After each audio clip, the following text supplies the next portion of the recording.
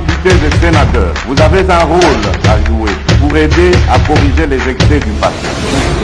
Vous les collègues du Grand qui quittez les groupes armés, je vais le dire.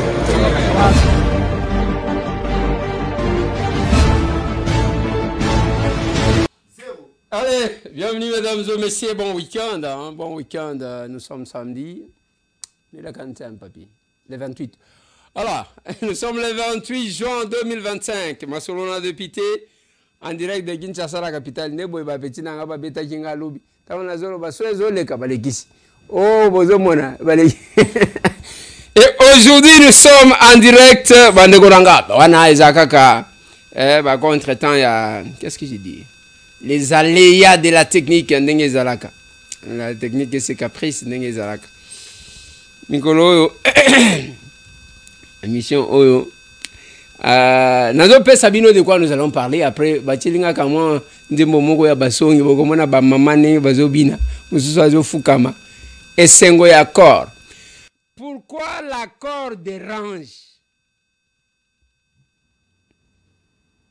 Je vais parler de ça.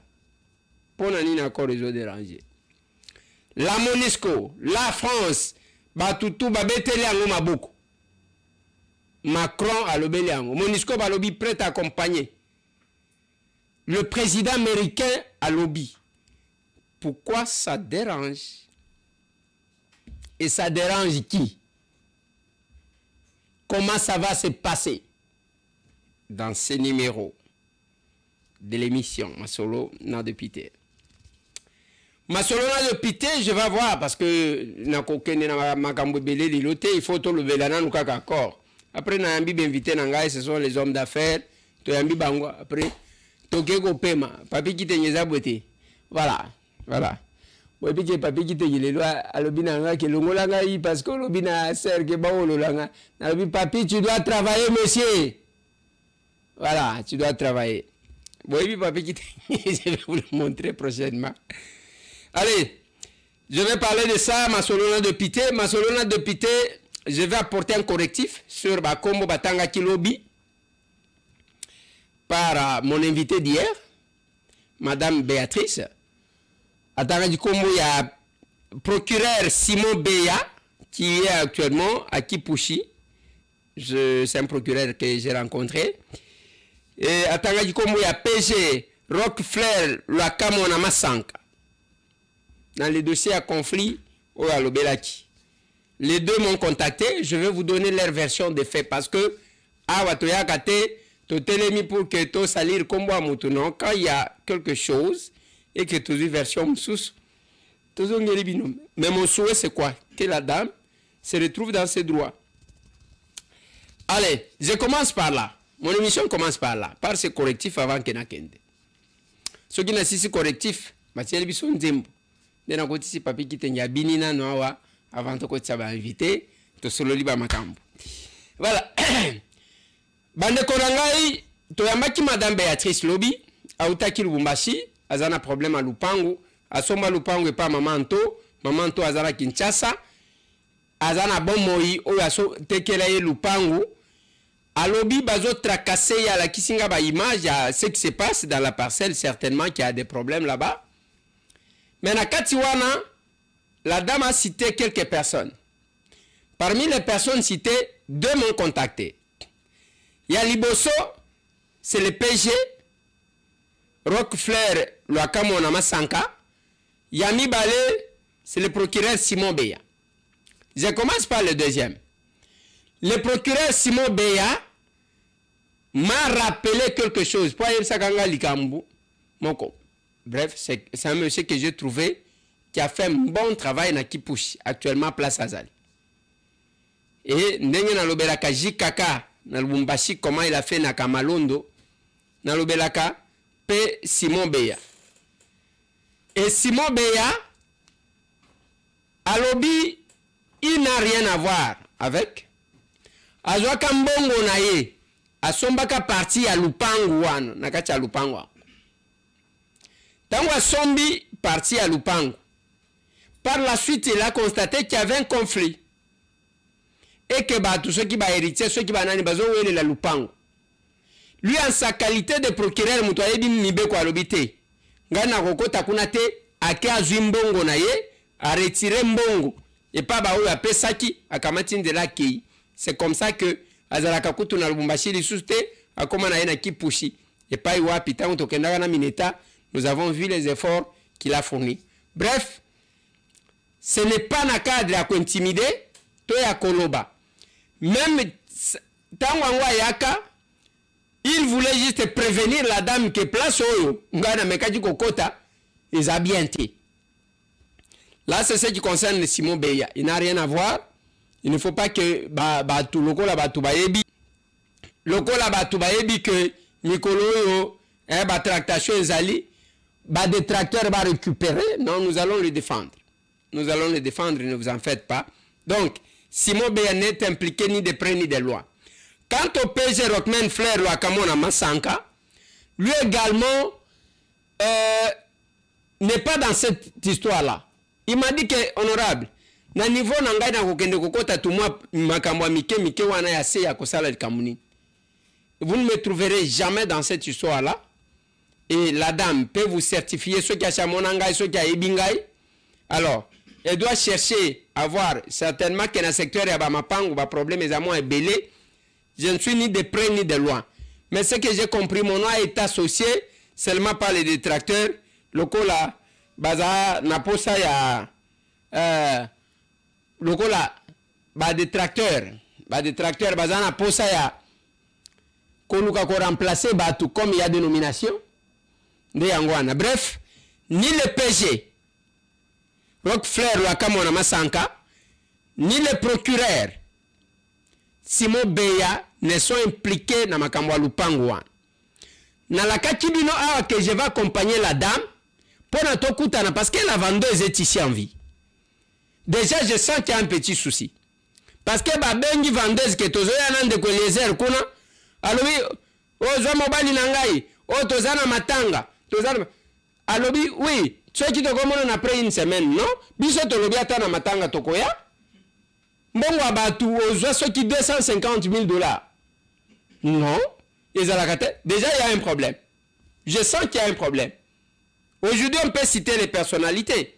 Nenge batanga ki PG innocemment, nenge batanga ki procureur innocemment. Et là la vendeuse parce qu'il faut que tout le monde a vendeuse. Moi je vais de cette femme. Il y a kozonga na ba droit na ye. Ce qui a été lié, j'ai vu les images. Tango mama wana zwa kimbongo, azola kisabo na finka, azola kisaba kangi ba photo ba sali ba vidéo. Eza malamu. Ce qui osali yango, il faut que batu ba juir nani, oya kote keloko ya yote pona otika la batu na conflit. Eloko pena yebisa kibino lobi yake. Omoni ba cité bima awa batu ebele ba utaki poto. Ce qui m'a dérangé, c'est quand la diaspora escroque la diaspora. Ba cité belé ba yaki cité boye cité muto akei ayokani na ba mfumu azu 3 hectares azu 4 hectares a commis pe monter qui m'a belé. Ça ne se fait pas comme ça madame, monsieur, ça ne se fait pas comme ça. Bref, ni le PG n'est pas impliqué dans cette histoire. Je parle du PG Rock Flair Lwakamona Masanka, ni le procureur Simon Beya. Personne n'est impliqué dans makambo wana. Mais tant on a kokutana na mamango wana soki akondima tokutana na ye na kozongela ka bino parce que na zakana misu natala ka mutu boye percer penser ya mutu na koyepa alingina lo belaccord papa tselanga na nzembo wana tselanga na nzembo wana comme ça tu évoluer bien parce que ça doit bien commencer et papi Kitengi tu vas danser aujourd'hui. Et tu vas danser, tu vas danser. Allez, tchelanga nzembo wana papa, tchelanga nzembo.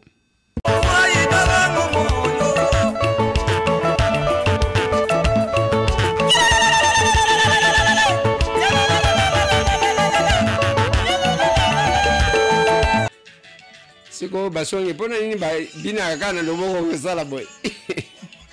Ah! Voilà. Voilà, maman fuka mina ufuka nazo yebisabini. Oyo accord. Ah, negradi ezala kaka boy. commentaire moi mukena ko tsa invité nanga. Bande konanga pourquoi l'accord dérange? Bato bakosi bino wana tala le vrai gagnant c'est le Rwanda, c'est bazo monter Lokuta. Suivez les deux discours. Suivez d'abord Madame Thérèse Kaikwamba Wagner, cette grande dame. Thank you so much. Thank you so much, Mr. President, for having us here. I think I can summarize my contribution in 3 main points. First of all, thank you and congratulations indeed for this remarkable milestone, which is putting an end to 30 years of conflict and of suffering, and which is redefining the perspectives that millions of Congolese and of citizens of the greater Great Lakes region will have. The second point is stay committed, stay on board. We need the United States to make sure that this agreement holds and that you hold us accountable. And the third point is, if you stay on board, I think there are so many perspectives that we can transform our partnerships through and that can usher in an era of prosperity, of growth, and of shared bilateral relationships that go well beyond the challenges that we've shared together and that can at least or finally focus on the potential and of the wealth that we can share. So again, our heartfelt gratitude to you on my behalf, but more importantly, on behalf of the people of the Democratic Republic of Congo. Thank you so much. Okoyoka biloko ya zolobela, comment les autres attendent? Ce qui est tandi, Hollandi, ministre des Affaires étrangères, ya Rwanda zolobela ka ba FDLR. Et vous sentez que eloko ezate anyanya wanyanya shwa seka lumumba. Et cet accord, signé na Rubio, secrétaire d'État américain, tangu ba signé et sili basuki wanate bakepa président américain Donald Trump. Ayambi Bango a posé signature sur cet accord d'Apesi Bango. Et c'est là que la dame Kaikwamba va parler. Et le monsieur a connu la vente na ba FDLR ici la kate. Et ce qu'ils ont oublié et que biso tozana vidéo ya Karega. Papa, est-ce que vous pouvez me rappeler cette vidéo là? Nous n'avons aucun intérêt d'attaquer les FDLR aujourd'hui au moment où les FARDC les ont sérieusement attaqués et ils sont vraiment affaiblis. On en parle très peu. Donc c'est aussi le fruit d'une bonne coopération. Une bonne coopération amène à des résultats qui enlèvent l'élément ou l'épine dans le pied. Ou le prétexte, comme on l'appelle ici. Comme aujourd'hui. Nous n'avons aucun intérêt d'attaquer les FDLR aujourd'hui au moment où les FARDC les ont sérieusement attaqués et ils sont vraiment affaiblis. On en parle très peu. Donc c'est aussi le fruit d'une bonne coopération. Une bonne coopération amène à des résultats qui enlèvent l'élément ou l'épine dans le pied. Ou le prétexte, comme on l'appelle ici. Comme aujourd'hui. Avec le prétexte, ils ont l'écouté. Même ceux qui basent la Kaba FDLR Rango Bazali. Bino occupé, kuna bino ndebo zana kuna na maboko. Mais traquez-les, amenez-les au Rwanda. Même alors, bino vous imposez biso discours, il faut te dialoguer entre biso te dialoguer. Que le Rwanda commence par dialoguer na ba FDLR.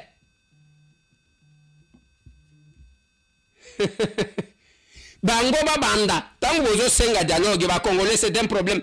Retenez que le Rwanda n'a jamais reconnu que ba militaire na yebaza sur les sols congolais. Tala buzo babasali. Si vous voulez qu'on signe bino botika n'a jamais conduit. Bokeko signé accord pour Nanini parce que c'est un problème entre les Congolais. Et les gens sortent, ils disent non, c'est un accord bidon. Pourquoi Makamounio se sont dérangés par Rwandais déranger Kabine? La MONUSCO s'est dit prête d'accompagner. Macron a soki bazaki ko sala biso mabe. Tant je parle bien des États-Unis d'Amérique. Hein? Macron, félicitations au CPI, alors qu'il était en train de nous empoignarder au dos. Ne suivez pas l'armée numérique. Kotala Kombo Yate, que c'est un Congolais qui a écrit. kotala te que c'est une vidéo faite par un Congolais. Batouana baza utilisé par les Rwandais.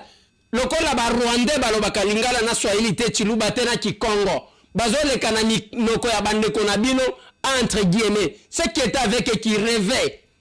Nanga nous a promis de fêter le 30 juin à Kinshasa. Amoni rêve na ye koi. Bazo se poser la question. Bango na ba complice na bango bako kende wapi. Bakoma lokola ba Laurent Kunda. Hein? Bakokoma lokola Makenga. Baye babomi bazoni na Rwanda. Parce que la communauté internationale a sanctionné bango. Ndongo zomo na bananga nanga pe ale où? Akokaji okene na Kenya mabange zo beta kuna. Atikala na mboka kama mibali. Kenya na Rwanda nanga. Tous ces gens-là sont sanctionnés. Babisi m'a sanctionné. Ba Wilingo m'a sanctionné. Mboka bazaka na mboka mibale. Mboka moko d'ailleurs. Kaka Rwanda na parti wana bazaki kokota. Maintenant qu'ils sont en train de sortir, retenez que en 2013, le président américain, alors Donald Trump, Abengaka Kagame, retire tes militaires ici. Yambala on a signé un accord et le président américain a signé sur le document à Pessibank. Nous avons un homme d'affaires, oui, un homme d'affaires, là où les gens ne vous disent pas, bah, évitez que c'est maintenant que les négociations sur le minerai des eaux bandasiko. Des menteurs comme ça, les discussions sur le minerai, c'est maintenant que Tozo Sala. Comment on va le faire? Trump vous dit, ben, investisseurs américains baza déjà kuna et on va renforcer. Est-ce qu'on a investisseurs baya? Toko timbola wa minerai na maboko, toka linyango, toka niko tekango, tala niveau. Papa tselanga photo nangana Kaikwamba. Au divisé écran, au tche photo yangana Kaikwamba, au tche pe ya Kaikwamba na Donald Trump. Negradi, zela kakaboy.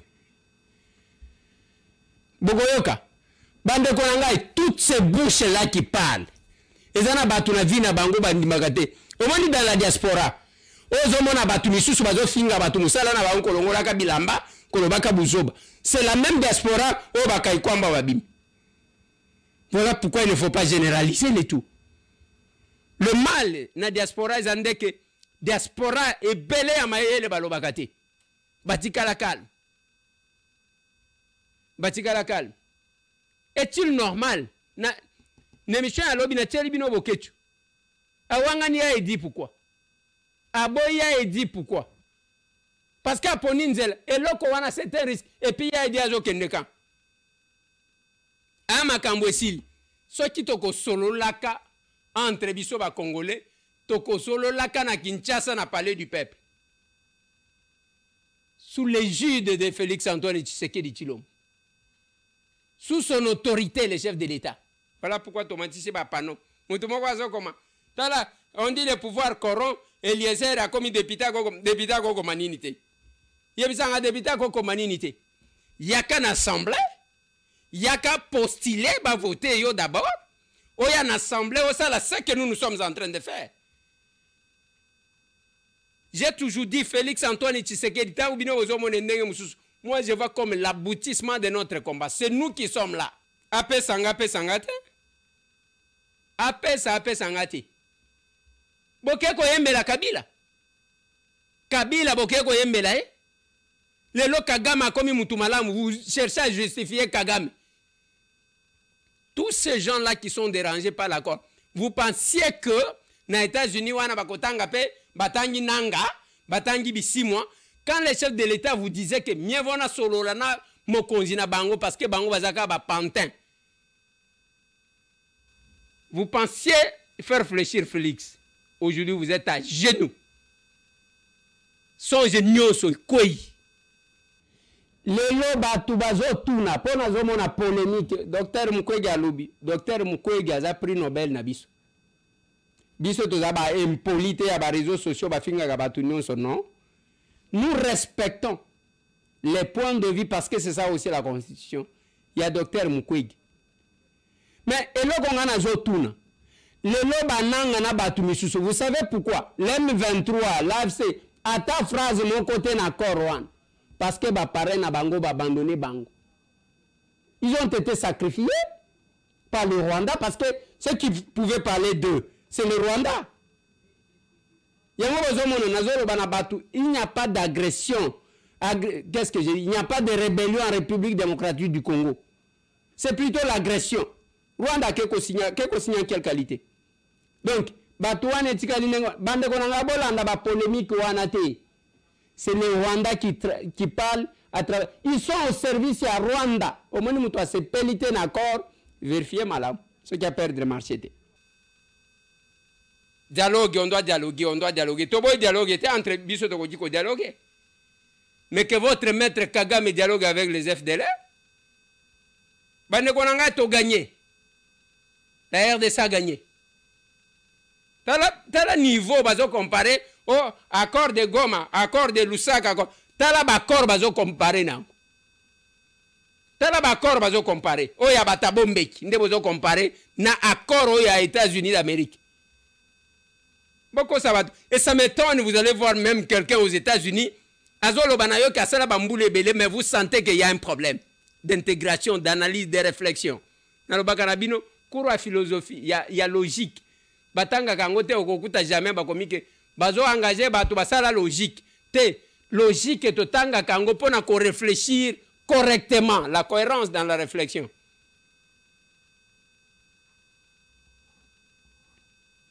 Je vais faire entrer les invités.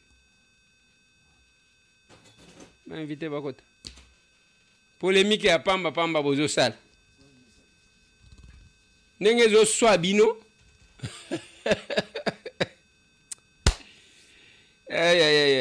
Massacre biso to ko rappeler bino. Na loba ki na bino ake. Bakosa ka bino wa massacre tingi eloko ni esalema kana tingi. Massacre ya solo esalema ka wapi? Na Biriko. Oketi Musenge. Chivuruka. Nyamimba. Nde kote massacre esalema ka mingi yangoana. Batondisa banzoto abatu babomi ba che ngomba boye batondisi etondi ti ebandiko sala lokola baruisseau de composition de sala baruisseau. Un jour on va vous amener, vous qui pensez que génocide est en Rwanda. Le génocide a été commis ici. Voilà pourquoi nous avons déposé une proposition de loi. Il y a reconnaissance, il y a génocide congolais. Oh, et on a difficulté même pour qu'ils comprennent ça. On a, voilà, les bureaux d'études a rejeté Al-Kamni. Papa, beaucoup de solo là, tout kende ba week-end de tolinga ko umela wate. Tolinga ko umela wate. Tolinga ko umela wate. Bienvenue. Merci. Bienvenue. Merci honorable. Oh, papa. Bah veste en rouge tout fait binotonné. Allez, nous sommes en direct de Kinshasa, la capitale de la République démocratique du Congo. J'ai 3 invités sur ce plateau. Ils vont se présenter. Mibale baza milai, mwaza mukuse. Sko bakaboli ya mukuse ngamunae. Allez, j'ai besoin que vous puissiez vous présenter. Moutonamutoazo se présenter. Yalibos. Ok, merci honorable. Ngai Komolanga Dan Kapebois Chipamba. Dan Kapebois. Oui, Kapebois Chipamba. Ouais. Voilà, NASA congolais et puis entrepreneur. NASA responsable et entreprise KKM Alliance basée na Maroc et puis avec un bureau de représentation à Congo. Et puis NASA sous responsable et entreprise Kin On SARL, une entreprise de droit congolais. Voilà un peu. Ok. Merci Ndeko Eliezer. Ngai kombo nanga Ndeko Janice Mawika Molopo. Naza congolais, des pères et des mères, comme toujours. Nazali DG ou directeur général et entreprise Aurore Group Mining. Tuzaba jeune entrepreneur au Teoka qui mbela ya mokonzi mboka, biso tuzaba diaspora tuzaba ki libanda mboka. Nde tuzaba ki décision ya kozonga répondre na appel mokonzi à Lansaki. Voilà un peu. Ok. Merci beaucoup honorable.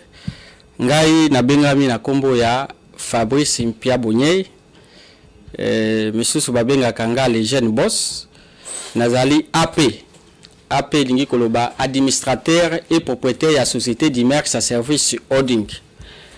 Monsieur Soupé babenganga PDG, président directeur général ya société d'Imerx à service holding ou izali bongo na direction générale na Kinshasa na Lubumbashi, izali na bureau ya succursale ya direction provinciale awa na Kinshasa, toza na Likasi, toza na Kolwezi, toza na Afrique du Sud, précisément na Cape Town et puis na Pretoria. Voilà, bienvenue à vous tous. Bienvenue au bon début de week-end. Merci. Merci. Pareillement. Bon, quand il m'a cambié à corps à RDC na Rwanda. Tout à fait. Et nous sommes homme d'affaires, mais on dit. Bon. Accord. Ok. En fait, c'est déjà là, mon biso sotoyebi na soki totali na histoire et si kanyo aux États-Unis ya karocha makolo a senagana no sécurité ezala pour na protéger ba investissement américain. Donc accord oyo eza malamu mingi. Nathalie Batou, Oyo Bazo, Kolobana Barezo, que accord eza Félix Tshisekedi Azo s'est préparé à Teka Moka. Zoloba, avant d'abord de juger, il faut tala, ba accord déjà États-Unis et Salana Bamboka Moussousou. Moka Pemeni Nabiso eza Angola. Accord USA Angola ne permettra d'abord rébellion unité à Savimbi et Sila, et puis pétrole y Angola et Tombouama. Pour tout le monde, deux grandes entreprises américaines, Oyo, Kitamba la Moko en Angola, Banda exploitation, et puis Angola via son Angola, et puis Angola connaître essor économique et connaîtra les lots. Alors nous sommes dans la même logique. Sur le talipé accord, il y a États-Unis, Émirats Arabes Unis, c'est la même chose. Au tali accord, il y a États-Unis, Chili, accord, il y a États-Unis, Australie, c'est carrément la même chose. Okay. On voit que ces accords-là et Simba. Pourquoi bien Koloba, États-Unis a Robé Bizakaka, na accord na Congo. Alobi à Félix Atekimboka, voilà, Bisso. Et puis, tant que les Américains vont consoler, oui, bien matanga. Ça là, on va perdre. Ne va pas consoler en réalité. Tant que vous consoler, Rwandais, Balobi na ye kanga kamutema, il a makambo yak. Bango ba moni ango so ki nini. Bon, c'est ça. Et de kuna na lingi, vous pensez vraiment que cet accord aura de l'impact sur vos affaires, bino entrepreneurs? Oui, Ndeko Eliezer, tout à fait. Ce qui biso ba entrepreneur, tozolo ba boy total d'abord impact au accord où est porté Nambo Cannabiso, puisque Biso Toza, moi personnellement, n'a évolué le Banda à Congo, plus de 20 ans, en Afrique du Sud, précisément à Cape Town. Tomeka plusieurs fois. Koyan a opérateur économique Nambo pour investir. Et Banda aussi mbatté parce que réseau avec qui m'a balé instabilité politique, na guerre Namboka. Tu as dit que les Américains ne jamais investir. Koya ko investir na mboka o ezana mobulu o ezana guerre bango bayakate. Maintenant accord o esali que Rwanda a retiré ba troupe ne libanda ya mboka na biso Kagame na ba M23 batika Congo. Nous croyons que cet accord va apporter un plus na mboka et surtout na domaine na biso ya entrepreneuriat ndenge ba américain ba kolinga baya ko investir na mboka. Très bien. Un commentaire? Ndeko, honorable député Meyer Eli Yalukunga, Oyebike, dans un pays, on ne peut pas parler de l'économie sans pour autant voir des entreprises. On ne peut pas parler des entreprises sans pour autant parler des entrepreneurs qui animent les entreprises en question. Na Bamboka ebele na voyager, Nairobi, ezala Australie ndenge ndeko auti kotanga. Ezala na Japon, oyonga na uti mikoloyo. Okokam okoyoka ke non, c'est toujours les Américains, batubayaka, kuna pour que mboka ezala développer. Le Japon verse autant d'argent aux États-Unis d'Amérique pour la sécurité. Voilà. Nazalaki na Osaka, na yebi mbongo oyo Japon et futaka na États-Unis. Nakati ya accord oyo, moi je ne peux que remercier les bons dieux parce que oyebi ke mboka et souffri mingi. Likolo ya président actuel Félix Antoine Tshisekedi Tshilombo yende aye kosala pour que non mboka elongwa na libulu tobi malisusu na kati ya batu bamona biso pe ba congolais tokomi pe batu. Voilà c'est pourquoi biso tokoki kopesa kaka nzambe merci parce que ayoki ba prière na biso ayoki ba jeune et prière na biso pour que non accord oyo e signamé. Et d'ailleurs neti doko l'accord e signamé boye ba entrepreneur na kolobela bande konanga ba congolais bokota na entrepreneuriat sikoyo parce que oyo tolukaki pour que mboka za la développer biso ba entrepreneur na États-Unis ba toko développer mboka oyo Congo. Merci beaucoup mesdames et messieurs. Je voulais ajouter quelque chose. Oui, na bakisa surtout pour un accord oyo. Na la zota la kaka mingi Angola. Soki batu bazongi mwa sima na rébellion à UNITA, il y a Savimbi était soutenu par les Américains. Ouais. Et puis de l'autre côté, ils étaient beaucoup plus communistes. Les Américains bandaient soutenir pour Savimbi, atika la partie où on a exploité les bandes exploité. Tant sikoyo, batu bazaki légitime na Luanda, balongwe na communisme batalisi directement pour ba capitaliste ba ici États-Unis. Pour accord ils ont signé awa, ils ont signé entre États-Unis et RDC, c'est sécurité et minerais stratégiques. Voilà. C'est le même accord qui a été signé en Angola. C'était la sécurité d'abord, et puis le pétrole. Le pétrole après. Tant qu'on va signer na bango, États-Unis lâchaient vraiment UNITA. Voilà. Ils lâchaient directement rebelle et directement entreprise et ça vient de quelques temps après parce qu'il était essoufflé. Voilà. Avant les autres mettaient dans la munition, il commence à être essoufflé et puis on a servi le pouvoir en place de la tête de Savimbi. Et jusqu'à aujourd'hui, l'Angola connaît l'essor économique grâce à cet accord qui a été noué entre les Américains et les Angolais sur le plan il y a sécurité contre pétrole Nabango. Est-ce que l'Angolais perdant? Na Angola ezalaki na tango ya Savimbi na ba années 80 90 na Angola ya lelo. Quelle est la différence? Différence est munene. Alors, ce batali bien parce que les gens n'aiment pas lire batu balinga roye baté. C'est le même accord na Chili. Et au Chili kouteza pour les minéraux stratégiques. Et c'est le même accord avec les Australiens pour les minéraux stratégiques toujours avec les Américains. Et ce qu'on KIP na mboka oyo na Moyen-Orient, la Qatar, c'est avec le pétrole et le gaz naturel. Et qu'est-ce qu'on observe là-bas? Il y a des bases militaires américaines, et puis il y a l'essor économique. Mais comment Bogolobara na il y a RDC, né Amérique, oh il y a Messana Kosala Bakor na Bambo Rebele, Aroya Robebisa. Et voilà pourquoi on fait un appel à l'entrepreneur, il y a à l'entrepreneuriat, parce qu'on doit attirer les capitaux. Nous sommes là en tant que les sous-traitants. Quand les investissements et à la Mboka, il faut bakuta biso à la uni et surtout sérieux pour tout attirer les capitaux. Et Zalate qui n'est pas chinois, qui n'est pas libanais, qui n'est pas bateau, opérera déjà na biso awa, biso va marcher na biso ebele. Voilà, c'était un peu ce que je pouvais ajouter. Nazo kuta intéressant. Hein, papi? J'ai reviens vers vous. À la seule komoko à lobby biso toza ba sous-traitant. Ne place ngana lingina tun. Tango lobby ba sous-traitant, ngana zomona l'autorité de régulation de la sous-traitance dans le secteur privé. Oeza kokamba malelo na monsieur Miguel. Quels sont les rapports, quels sont vos rapports, nous en tant qu'entrepreneur congolais, parce que je le dis toujours, bravo à Justin Kalumba Mwanangongo. Oyo, pendant son temps, cette histoire-là a été créée. Le premier DG, c'était Kalej qui était là. Quels sont vos rapports avec cette structure étatique? Ndeko honorable les airs.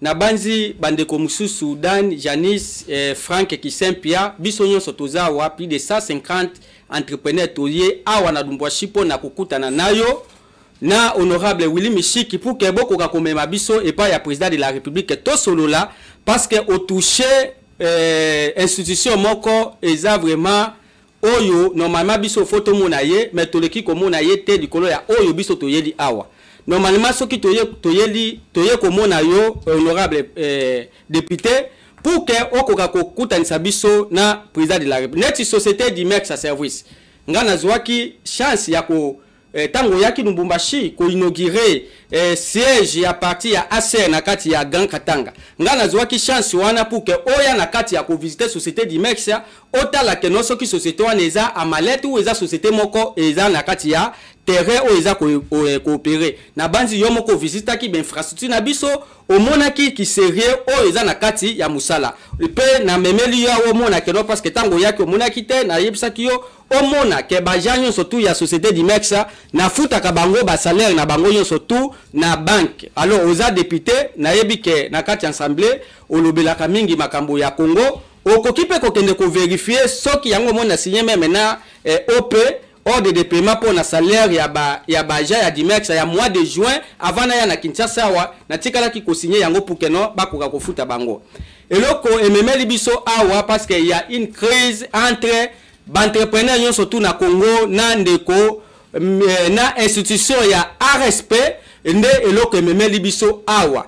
Alors, institution ya RSP, oyo ezalaki censé ya kosunga ba entrepreneur, oyo ezalaki censé pona ko identifier ba société sérieux ya kati ya Congo, institution wana eza ko s'occuper na ba entrepreneur te, institution wana esali ba société na bango moko privé, nde pour cause wa marché, il faut le d'abord kune pa na bango bâtir système moko ya 1. La mise en place d'un système de recommandation par le directeur général de l'ARSP au bénéfice de ses propres entreprises créées pour les besoins de la cause ou celle-ci avec ses proches. Si vous n'avez pas parlé avec ses proches, jamais koki kozwa marché. Deuxième pratique oyo ekoti na RSP lelo o eza kokangama na ndeko Miguel eza une autre pratique constat à autoriser aux entreprises de droit et à capitaux étrangères à ouvrir leur capital aux Congolais sans preuve d'une cession effective. Ndeko Eliezer député toza ko souffrir un climat de peur oyo bango batu bakuta na kana président bango batu bazui chance ya kozwa ba ordonnance présidentielle. Ils ont créé un climat de peur, d'humiliation. Soki bolobi keno ngana solo kana président tika bango ba kende place ba koki ko kende na kobenga chef de l'état na pourquoi toko swana ya akoyamba ngai et puis chef de l'état koyoka oyo bazolo bate ndeko tala ba entrepreneur o chef de l'état yambaki na stade de martyr. Donc autrement dit batu ya institution ya RSP balokoti batu yoyaka batu bazana ba société te bate kuna président de la République na souci ya mboka na souci ya ko réaliser vision na yepo na kokomisa ba entrepreneur ba millionnaire à répondre na ba désir ya ba entrepreneur ya lokuta oyo bazalaki na stade de martyr. Autrement dit, le chef de l'État n'a pas répondu aux besoins ya les vrais entrepreneurs mais à répondre na besoin ya moto ala bato baza ko gérer institution na lokuta oyo ba kosiye. Une injection caractérisée par le tribalisme et un opportunisme assumé, traduit par le système clanique au sein de cette institution de l'ARSP. Ndeko député Eliezer, toza ko souffrir yango bondi to sangani to lobi non, biso ba société ya sérieux. Auto pesi ba na mboka misala. Comment tokoki ko souffrir na RSP, tokoki ko souffrir na octroi ya marché na RSP. Tala institution RSP lo ke sali toza na belema awa aproba o biso tokotia na disposition na bino RSP akomi ye moko juge et parti apesi na ba société nyonso tu ultimatum ke bino nyonso condition bo bana ko publier ba service d'offre na bino na kati ya site ya RSP comme ça ba société nyonso ya ba congolais ba bana ko postuler kuna na kati ya site ya RSP et ngai na bana ko tindela bino ba société ba gagner marché nzoka nde système wana esalemi pour na ba entreprise na ye moko personnel ou bien ba société oyo eko ndima ba condition na ye parce que nazota la caméra na yo ndeko eleza député ngamoko nazolobela yo ndeko Miguel ya respect ayambaki ngai na hôtel moko na Gombe awa na 1h du matin ngana libane a conditionné biso alobi le gâteau est grand na je vais prendre un morceau du gâteau je vous donne c'est-à-dire ba marché zebele pa na ngai na kozwa marché na pesi bino mais à condition to kabolanga na bino 50%, c'est-à-dire ceux qui bénéficient de 100 000 il y a d'abord 50 000 nga société natika dimex natika le par exemple na 50 000 ndekoda natika soit na 50 000 oh nga naza kozwa ba avion oyoka ki avion e uti kokwea na ende kuna ba homme d'affaires bazalaki kuna nga naza kozwa avion pona kozwa risque kokende d'abord ko convaincre ben investisseur parce que tout le monde qui awa tango guerre et salemi awa kaka yo na Israël mutombo batu bo telemela kimboka mais en dehors de ça obosaki ngape na banaki kokende kobima kokende bamboka bapaya ko convaincre ben investisseur ko yebisa bango bolanda ba blaga mikezo sale mate boya ko investir na mboka Congo oh nga musalo nga na sala ke zalende musalo ndeko Miguel akoreki ko sala mais na moment wana batu ya respect bazalaki na babiro na bango babanaki kotambola tambola ngana zwa ka ba risque na kende kolobela cash makama mboka pona koloba ke noto zana mokonza mboka ya bien pour que tout souffrir na octroi de marché ndeko eleze soki nga na moni ke chef de l'état ayambi bisote c'est-à-dire ngana koki kopesa raison na bandeko ya RSP bazolo babasona président de la République akoyoka bango koleka biso bato tozo gérer or na uti koyebisa yo on ne peut pas parler de l'économie du pays sans pour autant voir les entreprises maintenant tozu courage wana neti mutu lokola nga société d'Imex alelo ezan expérience c'est que de 5 ans maintenant soko tana 5 ans yo moko monika ka enveloppe salariale ya mois moko yango bo soko sala yango multiplié par 5 ans na bumisi combien or lelo nazaka kana marché moko ya transport na Jekamine mais na engagé plus de 68 sociétés boya kozwa bobengela biso bandeko ya respect na assemblée nationale to pesa bino ba question botu na bango bola kisabiso réellement ba société ba congolais bazu ba marché pa na bino est-ce que ba société na baza ko juste botu na PDGI est-ce que ba société ne futa ka bempo botu na CNSS est-ce que ba société wana ba déclarer ka pona ko futa ba contribution ya CNSS pona ba entreprise wana tala marché moko oyo ndenge biso tozana contrat aussi ça tokende pas bandeko parce que ndeko eleze tala chaque contrat soki nga na signé contrat na Jekamine ndeko bandeko ya RSP bazana 1,2% na montant global soki ya signé contrat le même pourcentage yesoka signé contrat le même pourcentage siko bambongo nyonso yo to futa kana RSP soki ba société za plus de 1000 awa ba contrat za 1000 1,5 to mbongo nyonso ekendaka wapi. Et puis pourquoi ba congolais tozozwa ba marché te to bana ko souffrir alors que no ba komi ko monnaie ba marché pas ndeko aza ko kamba à respect. Voilà. C'est un peu fort. Hein? Vous savez, je dis c'est un peu fort.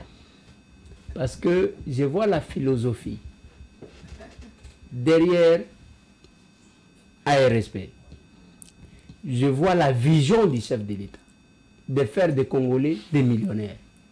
Mais Zana Bayanke Moko, Asali Mabe, et puis moi je cause avec les chefs. C'est tout ceux qui va payer mbot en public, il y a commission en Lokola.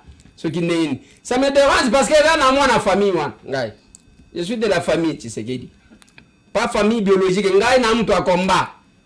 Mais le gars, je ne sais pas. Papa, na lingio sala ya yo moi commentaire mais il y a zui ngonga ebeli alors que minute na biso tikali muke. Olobeli moi muke respect, respect et puis olobi d'autres difficultés au bozanango parce que tozana ngonga ebeli li souté. Ndeko Jezer, yo kuto utkolobawa, respect et salemi pona esunga entrepreneur congolais. Bien sûr. Parce que ba marché à sous-traitance c'est des milliards de dollars. Et ben ne kozonga mingi na bakambi kaka ba entreprise wana ba moni ke passoir moko ezali wana ba congolais baza ki diba biso moko to créer ba entreprise na biso eza ba entreprise créée na Congo mais à capitaux étrangers to gagner ba marché ba créer un respect c'est une police pour les interdire et faire en sorte que ba richesse mboka et profiter na bana mboka. Ouais. Sikoyo soki l'air ba créer loko ya bongo et que biso Toyo Kimbele, chef de l'État, la plupart à Otozaki Libanda, c'est parce que le chef a dit revenez au pays, venez, on va travailler. On a pris le risque, certains avec leur famille, Toye Awa, to créer une entreprise des actes formels avec tous les documents. Mais si on peut obtenir marché kakana un respect et comme il y a problème. Et quand on va voir les managers des entreprises, les managers nous disent, nous on reçoit des recommandations. On nous a obligés de publier sur le site de l'ARSP. Mais nous on reçoit les recommandations. PSA entreprise telle, PSA entreprise telle. Et au finish, on présente des gens qui sont des millionnaires. Et non, on a rendu ces gens des millionnaires. Qui nous prouvent maintenant? Par quel marché? Quelles sont leurs entreprises? Et Zalarawa, puis Bangaja, Banani, et puis... ba millions ba gagner na marché nini bala qui ça ba document nyonso wana ndeko yede biso. Voilà pourquoi je dis il faut un remaniement au niveau il y a RSP mokonzi mboka yeba que le dossier qui se trouve sur sa table de former ou de créer des millionnaires congolais, c'est possible avec une certaine volonté. Mais le problème est que on vend au chef un projet et puis on katimini ba sale lo mususu. Et du coup, les vrais entrepreneurs, 150 que nous sommes ici à Kinshasa, tous se retrouvent té, yango tolobi té. Tous les cas, et si comme on zamboka ko mon abiso ayo kabiso. Et on a toutes les preuves autres la kisanae. Et puis pour la rechuter zanine. Namoni ba créer ba institution moi mingi pour la sauver entrepreneuriat. Ba projet kezali, tous appellent na FPI kuna. Mais le problème est que le système il est tellement archaïque. Les lois FPI et Kokaki ko s'est muté comme une banque de développement. Pourquoi je dis ça? Parce que FPI est un bon belé. FPI n'a pas la bras armé à l'entrepreneur P. FPI les lois qui sont commis à ta banque bah ça la branche moko bancaire. Parce que les lois sont liés au défi bon on a FPI nde Toyoka ba te belé ba défi bon on a FPI misosi ya basi na bango misosi ya ba makango na bango bazongi sa bambongo teti lelo. Mais si on nous oblige les lots de colléser toza na contrat les lots j'ai quand n'a pas sur contrat. Mais la seule difficulté c'est de rassembler les capitaux. Mais toza na FPI wana akoki koya non si c'est une banque vous ouvrez un compte na FPI. FPI et PCI par rapport à un contrat formel. Le contrat demande 2 millions de dollars. Le FPI peut te donner ça. Bah, PCI tu as ton compte là-bas. Et lorsque tu exécutes le contrat, la GECAMI te paye via la banque du FPI. C'est une façon pour... Et c'est un contrat formel. J'ai jamais dans le foot. Toute société morale foot. Mais si on nous oblige nous à ouvrir un compte dans FPI et que l'argent te repercevoir dans FPI et les gens qui ont dit sauté et qui ont et puis baromi ko foot abiso na banque ya FPI soit pas et puis ensuite que la biso il faut qu'il y ait des réformes courageuses. Et c'est là aussi j'en appelle aussi au ministre de l'Industrie. Ba réforme courageuse wana basala kayango. Et si on transforme cette institution en une forte banque de développement, voilà ce que je peux rajouter. Merci beaucoup. Il faut des réformes courageuses.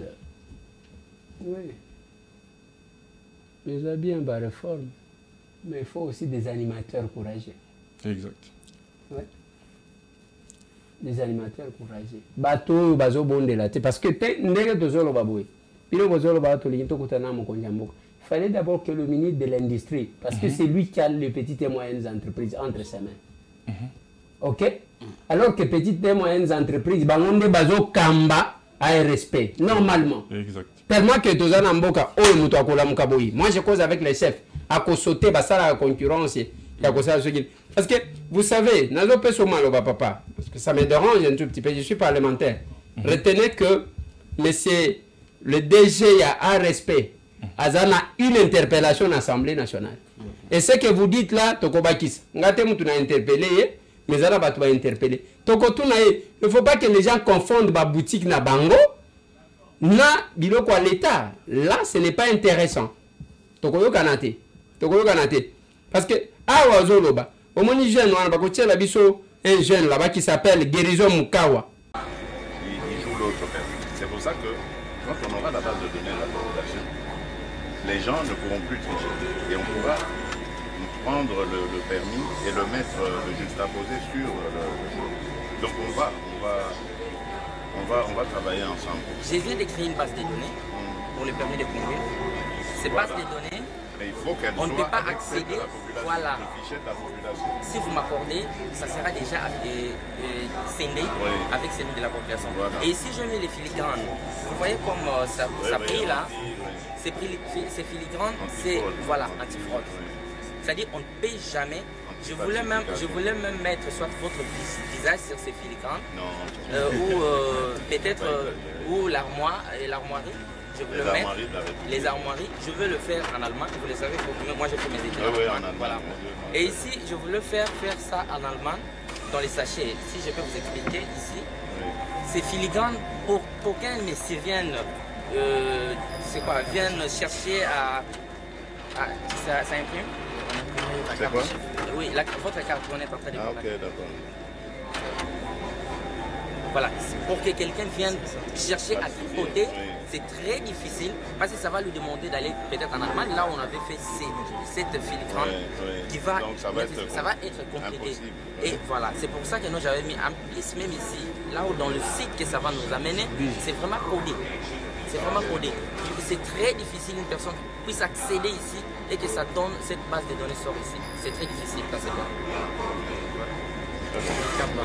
En tout cas, j'ai vraiment besoin de me mettre en contact vous-même avec les directeurs de cabinet, si peut-être ils peuvent suivre tous mes dossiers. D'accord. Voilà. Mais ça va, il est si je peux vraiment être en contact avec eux, même du côté technique, on me complique vraiment beaucoup. Je vous montre aussi. C'est moi qui vous écris ça. Il est vraiment brave. Je cherche votre soutien. Ben, tu l'as déjà, guérison. Il faut pas changer. On a fini? Oui. Ouais. Attention, là, il va... Jeune Wana, c'est un génie. Il a présenté, chef de l'État permis de conduire à Sali. Il a inventé biloko moko, comment on a taillé naïe moukousse wanate. Donc, ce qui a expliqué le chef de l'État dit on va lui accorder le marché à production à permis de conduire. Le permis de conduire va payer banane. Et là, il respect. Tant que vous payez ça batouane, bako benga bande kona bango étranger, ne bako payer ça ba sous-traitance qui vont se retrouver. Quand un Congolais comme lui, bango bazu ba marché, bako engagé bande kona bango visiter du mercia. Bako engagé bande kona bango ba Congolais qui vont se retrouver. Quand un Congolais payé, mbongo wanezo baluka na Congo, c'est ce que ça veut dire, c'est ça la philosophie, la politique. Il y a un respect. Mais le gars batu bazaka nani moi je cause avec le chef de l'État. J'en ai entendu comme ça, mutu moko na continué parce que ngate mutu na zaki na audience wan na kenda botika mutu. Balo bana je cause avec le chef. Na balo bana papa, likamuni. Na ujika kanengwa na kawanji téléphone ngana tina litoi na bimi. Parce que ça nous élève et puis aux autres la moutongo aux autres tout na yena combat zalaki wapi des gens comme ça papa loba toujours si c'est émission na koya ko panza ba micro error ba kisa yo zanango et puis au pesi ba difficulté to kabwani le week-end bien ko baby c'est langa week-end na fête na nga ya ba corps we ko baby ça mutem ndeko les pour nous avoir mingi biso ba jeune entrepreneur tous on a ba difficulté énorme nazolo ba continue biso baza mitema mabe balingi jeunesse parce que lobby à Congo ils ont des biso ba jeunes. Vous imaginez des jeunes comme nous, des jeunes entrepreneurs au toye na Congo na appel à chef de l'État parce que ce côté les entreprises na biso presque nyonso toza na 5 ans tinase to créer après avoir koyoka appel ya Mokonjamboka. Moi j'étais à Cape Town, je travaille dans un point focal ya ambassade na Pretoria na Cape Town. Donc je recevais tous les ministres qui venaient là-bas chez nous à Cape Town ba conférence avec les chefs d'État. C'est le ministre Patrick Mouya à qui je salue, j'étais avec lui en 2022. C'est lui d'ailleurs qui m'a encouragé de revenir na Congo pour na ko landa appel Mokonjamboka pesa ki metango toye d'abord makanisi tozala ki nango to créer ba entreprise mais pour na ko zwa ba marché honorable et comme la voix excellence au chef d'État aétablissaki eza na nzela ya ARSP. Mais tant que tozokende na ARSP mpona koluka bamarché ekomi nde COP. Fabrice est là, tokendaki koluka marché moko quelque part. Pour baper sabino marché, on vous demande d'abord 150 000 $. Il est là témoin, 150 000 $ cash. So il faut pas hésiter marché d'até. Alors tu se retrouves na ba indien, na ba libanais, ba bazaki na mbongo le biso parce que bango baza na ba état na bango et sponsorisé bango. Eza ba état na bango té. Eza problème ya état na bango té. Vous voyez un peu. Ba touana, je vais vous expliquer ce qui se passe parce que tous aussi c'est mission. Eza makambo ya état na bango té. Omoni awa. Ngai nazo senga ba service. Heureusement qu'ils ont un service chef de l'État en place. Attention que vous avez patron n'engeni ba okangayo. Bako kangayo, bakanga bato. Vous savez que dans ces pays, bato wana basi ba ebinde faiblesse ya bato. Eza problème ya ba état. Eza na bato ebele ba ya awa muto aye muto ambongo muto ambongo. Okotuna yaka na combien? Aye ne loko mote. Batouana sont contre la volonté du chef. J'ai discuté, je l'ai dit dans l'échange patriotique, il n'a vu sur la Lilo, ça la échange patriotique. Quand les chefs de l'État, Batoubazo bimisaka chef de l'État, le kola muto prometaka et il ne réalise pas, et ça ba yankewan ozomon. Quelqu'un m'a dit bon mutuana mutu boye le kola lo baka bacha na lobité, il ne faut pas faire ça, il ne faut pas réfléchir comme ça. On gère le pays sur base d'une vision. Idéologie, vision wana batu bandima kembo, vision ya Tshisekedi yangoyo, tokena Tshisekedi. Bamsu balobi te, bango ba okena Kabila bakena Shadari. Bamsu balobi batu bakena Nengwana. C'est comme ça que nous Laurent Désiré Kabila tango yaka, quels que soient les efforts de Tien Tshisekedi, tango apusani ke solo la kasito pesa facture na batu bakende ya lobi te. Yo zana vision na yo ya non armé. Biso to zana vision manduki. Tracteur, on n'associe pas quelqu'un avec qui vous n'avez pas une vision. Et ça, même les gens qui critiquent les chefs de l'État. Vous comprendre Makambu. Depuis que Félix Antoine Tshisekedi dit au pouvoir, il n'a pas géré seul. Avec ses compagnons de lutte. Avec les gens qui sont dans sa vision. C'est parce qu'on a pris des gens comme ça. On a commencé par l'FCC cash. Tout ça, l'union sacrée. Le gouvernement et l'union nationale. Donc, Batutu, Wana Bazali, les gens que Kabila appelait qui n'avaient pas 15 personnes, quelle est la conséquence? Le chef de l'État dit Tozana bitumato sala nengeni. Kaka bangwana, somba manduki, somba, asombi. Somba ya boya, sombi. Somba ya rouge, asombi. Somba ya noir. Biso to basodate. Soki balobi kaka to sombi.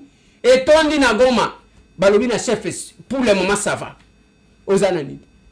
Nde chef alobi. OK, c'est bon, c'est bon. Les chefs se prononcent. Alors, à partir de Goma, je peux toucher Kigali. Sur le conseil, il y a un militaire. Le chef de l'État n'est pas militaire. Parce que Mandou Kezawan. Après,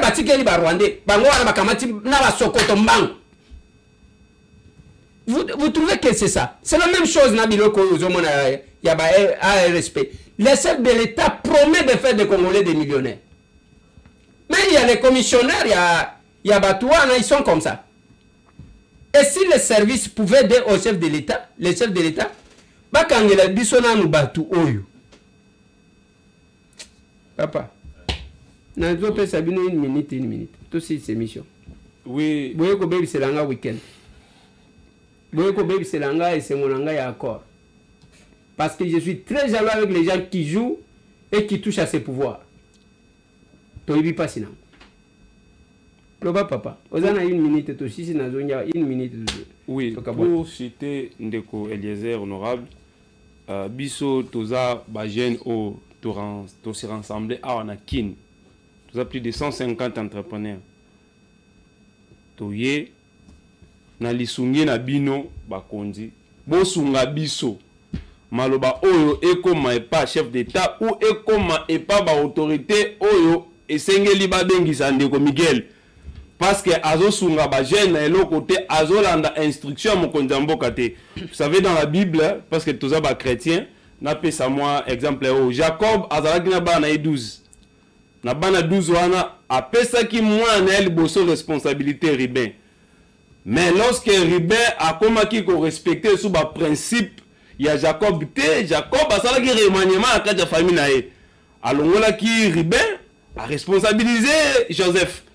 Nous demandons au chef d'État, le président Fachi, de faire dans l'urgence remaniement na katia à respect pour Ezolanda ba instruction chef d'État te o mokonzi mboka ye moko a prometaki akomisa ba jeune ba millionnaire bazo respecter yangote yango to sengi na mokonzi asunga biso na dossier o maloba mboka yo. Voilà, 1 minute s'il vous plaît, on a déjà débordé. Nabandi tolobi l'essentiel ne toyaki awa ndeko Lizer ngai nazongiseli yo esengoza nango parce que accord oyo ekosungana biso moko toza toyebi que chef de l'État talaka émission oyo toyebi ke kokomela ye et toyebi que problème à ba jeune etouchaka ye makasi parce que souci na ye c'est d'avoir des collaborateurs oyo il faut ba aider pour ba jeune ba zoa émergence ya solo. Nous croyons en sa vision, en sa politique et surtout en sa volonté de faire de nous des millionnaires de demain. Merci beaucoup. Merci. 1 minute. Ndeko honorable Lezer pesanga 2 minutes parce que oyebike tolinga kito fungola banque moko ya microfinance awa na Congo ngai na bloqué yango likolo ya comportement ya ndeko ya RSP yango na ye kote kelo ba stress oyo tozalaki na Lubumbashi ça fait 2 semaines. Ba Libanais bazalaki plus de 68 Libanais nazolo bayango plus de 68 Libanais tozalaki na hôtel Novotel o eza diagonale na Pullman na Lubumbashi. Parmi ba Libanais nazalaka na bango moko na bango mwasi na ye aza camarade ya envoyé spécial ya Donald Trump a uchi koya awa Massad Boulos nda yaki Libanais wana asololi na mwasi na ye alobi bengana nu copine na yo o solola na ye nde na travaka na société d'Imex.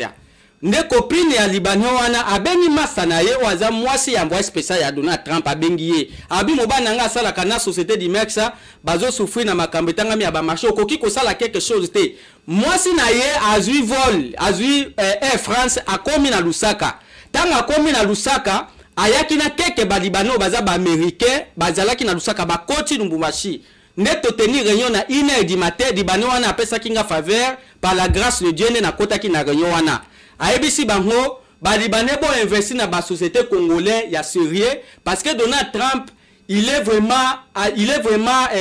sérieux na accord alinga signé na RDC bo investi na ba société ya ba congolais nde bango balobi que non batindela ndeko Miguel jet privé na une correspondance baya jet privé ya kozwa Miguel awa MMA yekuna comme ça yende apesa bango ba société sérieuse ya ba congolais pour que non ba Libanais ba investi na kati ya ba société wana ngai na bloqué yango ndeko Elezer na bloqué yango pe ba Libanais wana bazongi na mboka liba bake kozelanga na esi bango botika na le canal na masolo na député na sala campagne ya ba société so parce que soki botindeli ndeko wana jet privé ya eya awa akopesa ba société sérieux te akoya na ba recommandation ya ba entreprise na ye na ya bandeko na ye na ya ba conseiller mususu basungaka basutenaka ye alors suka nango mbongo wana liebo investir yango ekokota na ba poche na bango mais tango na zonga ndako ndeko eleza esala kinga mutema pasi parce que adimeto batindela kindeko wana jet privé aye apesi bango kaka lobi ke nobo nazopesa bino ba société sérieux ba pesi ndeko Janisi Libanais yo investi kuna apesi par exemple 500,000 oyo 500,000 nga peut-être lokola naza déjà bien assise que non boya ko investi 3 millions et que ba Libanais baza ta 100 soki tozu ata 100 millions ou soit 70 millions est-ce que toko sala banque ya mutete microfinance pona ko sunga pe ko exécuter ba marché omoni opportunité obiso torataki alors batuninga que non maintenant Fabrice to sala ndenga na binono boko tinda jet privé ekokende te bozelangana ça d'abord campagne ce qui président de la République ya bibiso akoko sana quelques députés ndenga la kobenga ba Libanais wana boya siko biso to so déjà na chef de l'état na ba conseiller ndeto sali appel na ba société nyonso sérieuse ya ba congolais o baza na ba marché pour que bakoka ba Libanais bako investir na kati wana après to fungola microfinance alors pona ko sukisa ndeko eleze naza kopesa numéro na ba entrepreneur nyonso parce que biso atoza 150 tozozela na ntanda chef de l'état ayamba biso peut-être via ba député, peut-être via maman Judith la première ministre parce que tokokende pas ya ministre ya petite et moyenne entreprise te o eza kokanga na ndeko lui watu parce que bango moko ministre bango na ministre sortant na ministre actuel balobi ke non ndeko wana bangaka ba ministre titel te parce que ya sur la directement na chef de l'état. Alors moyen ba to kende kuna te to kozwa solution te ndeko il faut to kende directement voilà to komeli pe président de la République audience wana to tie bino to tie Vital Kamerhe en copie na to kotia yo pe en copie na Willy Michik parce que Willy Michik azana ba dossier contre ndeko Miguel to kotia ye pe en copie boya kozwa ba dossier pa na ngana la kisabino ke ba question ba entrepreneur nyonso ozana mbandaka ozana Lualaba ozana Lumbumbashi ozana Mbujimai Kananga partout na Chwapa place ozali tozana Kishasa wa benga biso na 099 78 20 887 weza numéro eza na WhatsApp obengi biso na 099 78 20 887 tina ba mikanda société non yeso tout sala ini portis ya ba société pour que tokuta na chef de l'état tola kisaye que non ba entrepreneur asunga kawana eza ya lukuta mais asalisa biso les véritables entrepreneurs. Merci beaucoup. Moi, on a commenté les sous-faisabilités. Je pense que Boyoki. Moi, ce que je peux dire, parce que porte à chef de l'État, il faut que Makatang soit disponible. Et Zapé, na batu ebele bakota kuta kuna bamusu ba verrouilla accès na batu misusu parce qu'alié saka oyo kuna ezandengwa. Mais la plus grande porte eza oyo la mise sur la place publique ya ba makambu otozanango. Mais comme on a député et que j'ai une autorité sur les membres du gouvernement, je vais commencer d'abord par le ministre de l'Industrie. Nasenga ye audience, Excellence Monsieur le ministre. Là d'abord nazo mema bangwata soki balobi ke bayoke la cabinote parce que basolo la gana mokonzi mboka. Moi je compte d'abord vous les amener oyo kabango. Mais ce n'est pas quand même normal. Il y a moto avandi azo mikumisa kengana solo la kana mokonzi mboka. C'est ça dérange ezo sala biso pas trop bien. Je l'ai toujours dit. On ne peut pas apporter un changement dans un pays avec les gens qui ne sont pas dans la vision, les mercenaires. Et bango va changer ka bakazaka na ba régime nyos. Bazwa pe batu ya kosala la bango lobbying. Et ce qui nous affaiblit, biso na famille politique na biso batu tobunda, eza combat ya leadership okokota kaka oyo akenake pa ba quelques mercenaires bakumisaka ye nde baoyo akendaka kosalela lobbying et pas chef de l'État. La conséquence est que bato wana baza si je dis tokozwa na lobaka ozwi kaka 3 stylos ozwi stylo bleu, stylo noir na stylo rouge ozwi liste ya ba membre nyonso ya gouvernement otie ozwi liste ya ba mandataire nyonso otie. Tango kotia ba liste mibale wana otali oyo abunana chef de l'État alongwa na ye akenda na ye musika ko bandeli chisuka ozwi stylo bleu opionté otali oyo azaki mobutiste akoma muzeiste akomi kabiliste akomi fasciste ozwi ya rouge otie siko otali oyo tozalaki na ye akimaka biso akepa Kabila après ye kozongela biso ozwi ya bleu otie. Vous allez trouver que ozwi ya noir otie. Vous allez trouver que ba couleur bleu ba stylo bleu kozale belete. C'est que je dis et kozale belete. Je peux donner l'exemple. Token na gouvernement tozwi Jacquemaine Chabani tozwi bleu totie lié. Yo commenter mususu. Tiens un commentaire. Moi je m'arrête là. Alors, ça nous dérange. En ce qui concerne l'accord, bande konanga bolimbisa ngai makambo boye ekataka ngai appétit. Yango moni na kondi mbala moko. Parce que na yebi passe ya pouvoir. Et bele ba komi ko commander biso. ils étaient en face de nous. Ils nous faisaient du mal. Ils nous faisaient du mal. Et chaque fois, aux autres, chef de l'État, comme quelqu'un qui promet qui ne réalise pas. C'est lui qui a promis de faire des Congolais ici, de ces jeunes ici, des millionnaires. Je vous ai donné l'exemple, il Guérison Mukawa. Il a présenté, le chef de l'État l'a reçu, même l'a reçu à l'Obi Bapé, c'est marché, permis de conduire, Ziko Bapé Sanani. En ce qui concerne l'accord, Ndeko a lobby très bien de Kodan, a lobby très bien. Référez-vous à l'accord, il y a Chili, il y a Australie, il y a Angola, il y a Qatar, avec les Américains. Et c'est lui. Bon week-end. Merci. Merci beaucoup. Courage, hein? Merci. Un beau appétit. Allez, on se voit, mesdames et messieurs. C'est encore demain que nous allons nous voir. Et la suite, c'est l'action commune pour la République.